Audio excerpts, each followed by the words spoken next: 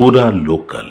ఈరోజు మేము ప్రజావాణిలో చిన్నారెడ్డి గారికి అందాల పోటీల్ని వెంటనే రద్దు చేయాలని, ఈ అందాల పోటీలు మహిళలకి ఏమాత్రం కూడా లాభం కాదు, మహిళలకి, యూత్కి, సమాజానికి నష్టదాయకమని చెప్తూ మహిళల యొక్క ఆత్మగౌరవాన్ని, మహిళలని ఒక మార్కెట్లో సరుకుగా దిగజార్చే సంస్కృతిని ఈ అందాల పోటీలు పెంచుతాయని, మహిళల్ని నేకెడ్ గాను, హాఫ్ నేకెడ్ గాను, బికినీల్లోనూ వల్గర్గా ప్యారేడ్ చేయించడము, దీని ద్వారా సమాజంలో దాని యొక్క ఇంపాక్ట్ అనేది యూత్ పైన, మహిళల పైన చాలా పడుతుంది.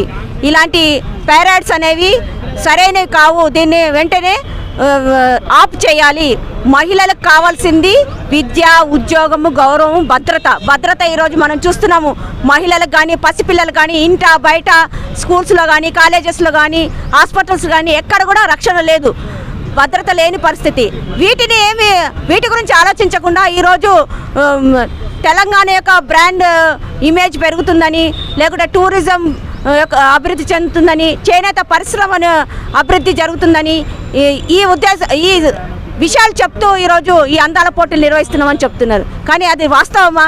చేనేత పరిశ్రమ నిజంగా మీరు అభివృద్ధి చేయాలనుకుంటే చేనేత పరిశ్రమ వర్కర్స్కి వాళ్ళకు సబ్సిడీస్ ఇవ్వండి, వాళ్ళు తయారు చేసిన వస్త్రాల్ని ఎగ్జిబిషన్లో పెట్టండి, వాళ్ళ యొక్క వస్త్రాల్ని ప్రభుత్వమే కొని ప్రభుత్వం యొక్క షాప్స్లో అమ్మడానికి అవకాశాలు కల్పించండి.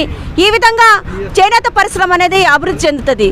ఇంకోవైపు టూరిజం అని చెప్తున్నారు. టూరిజంలో ఈరోజు మన దేశంలోనూ రాష్ట్రంలోనూ అనేకమైన ఇంపార్టెంట్ ప్లేసెస్ ఉన్నాయి. కానీ ఈ ప్లేసెస్కి ప్రజలకు తెలియజెప్పండి, ఆ ప్లేసెస్ యొక్క ఇంపార్టెన్స్ ఏంది, చరిత్ర ఏంటి, తర్వాత ఆ ప్లేసెస్ చూడడానికి ఏదైతే మీరు టికెట్లు పెడుతున్నారో అది ప్రజలందరూ కూడా అఫోర్డబుల్గా, అంటే అందుబాటులో ఉండే విధంగా వాళ్ళు పెట్టుకోగలిగే ధరలో టికెట్లు పెట్టాలి. పోటీలు ఏవైతే ఉన్నాయో ప్రపంచవ్యాప్తంగా ఇన్వెస్టర్లు వచ్చి తెలంగాణలో ఇన్వెస్ట్ పెట్టడానికే, ఇది చూపించుకోవడానికే మేము ఇక్కడ పెడుతున్నాము ఈ అందాల పోటీలు అని చెప్తున్నాం.